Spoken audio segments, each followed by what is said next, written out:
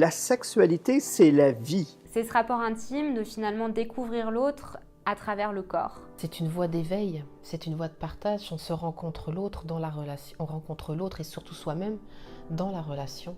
Du plaisir. C'est du jeu, c'est un amusement, c'est un partage, c'est de l'émotion. La sexualité n'est pas que la pénétration et l'orgasme bien connu, bien classique. C'est la plus belle chose qu'on peut avoir à partager, autant avec quelqu'un qu'on peut s'offrir à soi-même. Avant, elle était jouissive, elle pouvait m'amener le plaisir et j'utilisais l'autre pour m'amener ce plaisir. Ça sert à guérir et à devenir Dieu, à devenir divin. C'est comme si ça m'avait ouvert à la vie. Ouverte, ça veut dire exister au-delà de toute limite, de tout interdit, mais aussi de tout fantasme. La liberté de laisser vivre le corps comme il doit vivre. En fait, le corps, la nature, elle sait déjà. Mais je pense que c'est un tout. Je pense que c'est quelque chose de fantastique, c'est quelque chose de merveilleux, c'est quelque chose qui nous a été donné en tant qu'être humain.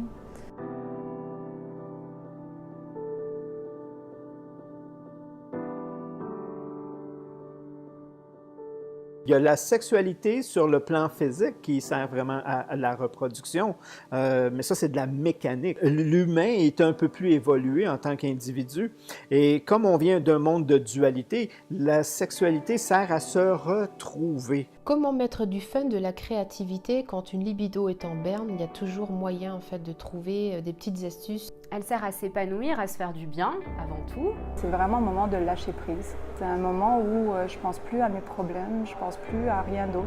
Je suis dans le moment présent, je profite justement du contact de l'autre. Ça serait un moment de paix. À rencontrer l'autre, il y a le mot authenticité, la relation, créer une relation qui n'est pas basée sur l'exclusivité. Je dis pas que dans ce mot-là, c'est l'exclusivité, pas l'exclusivité dans l'envie de multiplier les rencontres sexuelles, c'est ne pas s'accrocher à quelqu'un comme étant, comme détenant ce pouvoir. C'est de comprendre que dans la relation homme-femme existe une énergie qui permet et qui est propice à ouvrir un espace. Mais cet espace n'est pas remis entre les mains d'une telle personne ou d'une personne en face. Premièrement, faire des enfants. La sexualité, c'est la procréation. C'est d'abord ça. Et naturellement, vu que plus de 99% aujourd'hui des relations sexuelles, ce n'est pas pour ça. C'est pour le plaisir et la communion. C'est le partage. C'est ce qui réunit deux êtres.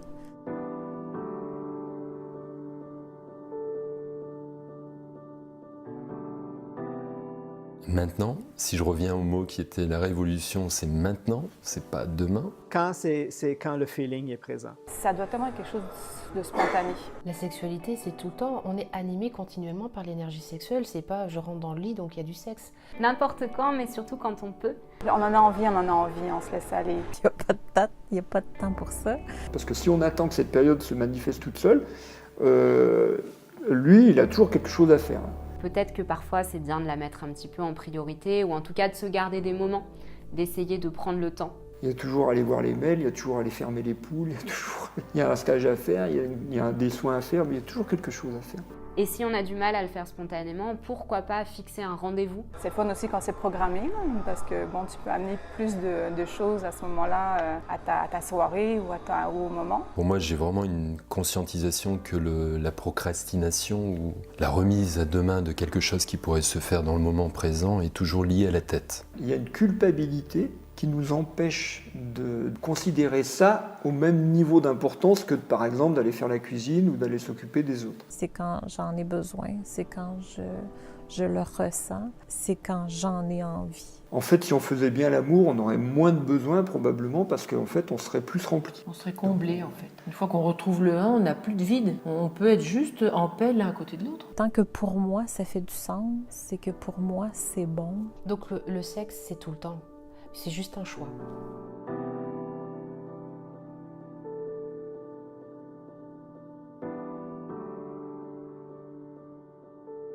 Pourquoi mettre un comment quand tu peux faire quelque chose d'aussi naturel? Le comment se modifie au fur et à mesure qu'on développe cette confiance-là en nous. Je pense que le comment, idéalement, est dans l'instant présent.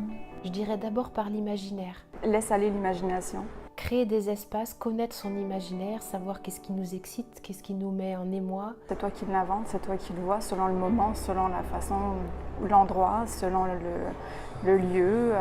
C'est dans la communication aussi. C'est beaucoup de communication. Ça, c'est hyper important. Mais d'abord, l'imaginaire, le corps, la communication et la symphonie. De pouvoir échanger des messages, une communication autre que par le langage. C'est de surtout sortir de la routine qu'on a tendance à vite installer. L'image qui me vient, c'est face à face, de pouvoir s'échanger dans le regard, de pouvoir se contacter par le toucher, de pouvoir traverser ses corps énergétiques avant d'être dans le toucher tactile, d'avoir une respiration ample et détendue, de pouvoir comprendre qu'il y a une fixation qui doit se faire non plus par le regard et par l'intellect, mais par un regard de l'âme, du cœur. L'idée, c'est au contraire de changer ses habitudes le plus possible pour ne pas tomber là-dedans. Alors déjà, il faut observer un truc, c'est si la sexualité, c'est un rituel qui se répète, c'est du mental qui radote.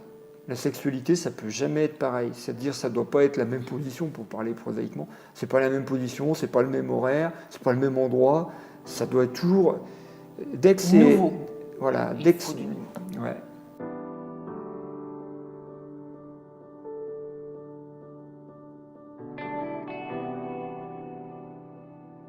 Partout où on peut, partout où on veut. Ou il peut être n'importe où. Là où il y a une intimité. Il n'y a pas de lieu, en fait. Mais tant qu'on respecte un peu tout le monde, je pense que c'est ça qui est l'essentiel. Là où on peut être sûr de se retrouver à deux sans être perturbé. Je crois que la plus grande morosité, c'est de se cloisonner, de se mettre dans une boîte et de se dire, là c'est sexe et là c'est pas sexe. Avec le temps, je dirais qu'on a vite tendance à choisir le lit bien confortable et à retomber de nouveau dans ces petites habitudes. D'aller chercher un peu de piquant justement dans la sexualité, c'est de le faire ailleurs que juste dans la chambre à coucher entre quatre murs. Tout est possible. Les pièces d'une maison, il y en a beaucoup. Là. Il y a la cuisine, la salle de bain, le salon, la terrasse. Dans l'idée toujours de varier un petit peu les plaisirs. Mais je pense pas qu'il y ait un lieu précis pour le où. Amusez-vous, ça c'est où? C'est où vous voulez. C'est où le moment se prête, c'est où vous avez envie de le faire.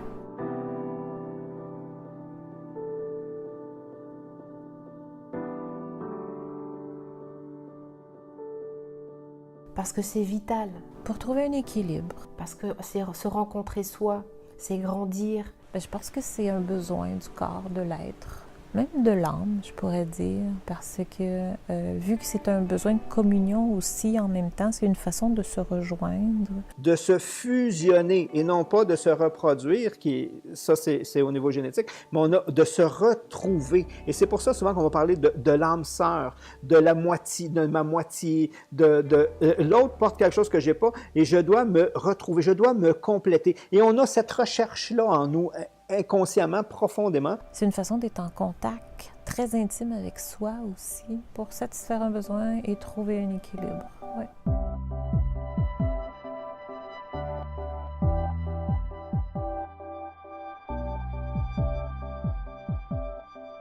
Le manque de confiance en sexualité a le même impact qu'une personne qui est très timide et qui essaie d'entrer en relation avec une autre personne. Il va faire des maladresses, il ne va pas être à l'écoute de lui, il y a un stress qui s'installe. Ça part d'un manque d'éducation au départ, d'éducation sexuelle. Un manque d'expérimentation. Ça tue la sexualité, le manque de confiance. Il y a beaucoup de manque de confiance parce que c'est la performance.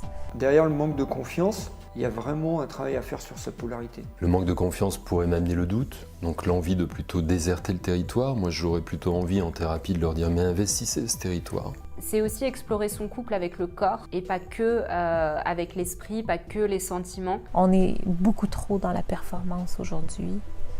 On essaie de se conformer à une image, d'être beau, d'être fin, d'être bon, d'être le meilleur amant, plutôt que d'être juste là, présent à l'autre. Je pense que si on avait une meilleure éducation sexuelle, en tout cas une éducation au plaisir, on serait certainement plus épanoui. Et le fait de connaître son corps, de savoir comment il fonctionne, de savoir comment l'autre fonctionne aussi, ça permet de gagner en confiance puisque quand on sait comment ça marche, eh bien, il n'y a plus qu'à le faire fonctionner, donc forcément c'est plus facile.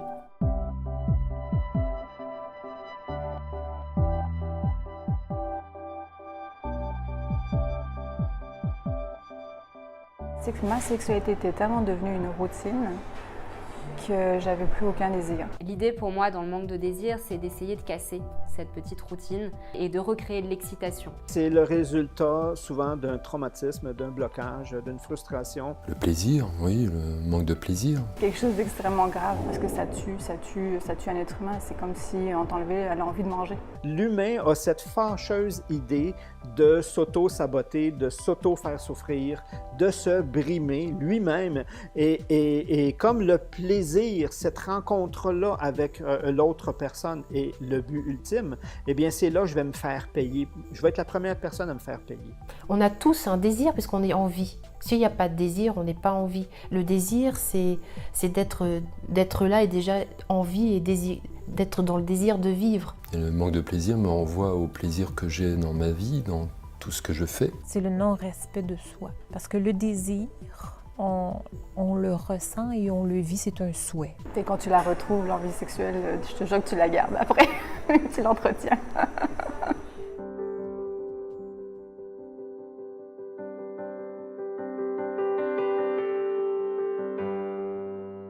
J'ai aimé l'idée du programme parce que on est différents professionnels qui ont une approche, je pense, des choses différentes et complémentaires à la fois. Et je pense que c'est ce qu'il y a de plus riche dans une thérapie ou dans une éducation. Le sujet est vraiment tabou, le sujet est mal enseigné, mal vécu. C'est énorme le travail qu'il y a à faire au niveau, ramener la sexualité au niveau de ce qu'elle est.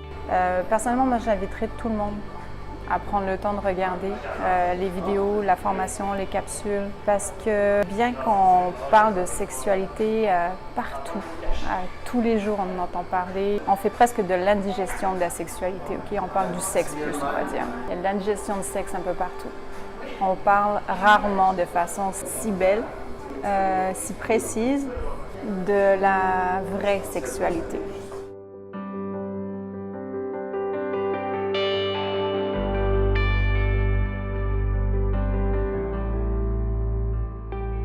La recette, c'est simple pour tous les auditeurs. Quand il y a une culpabilité, il faut aller l'affronter. Il faut le faire quand même. Et ça marche bien. Donc, faites-vous confiance. Abandonnez-vous à vos sens, à vos sensations au début. Faisons ça simple.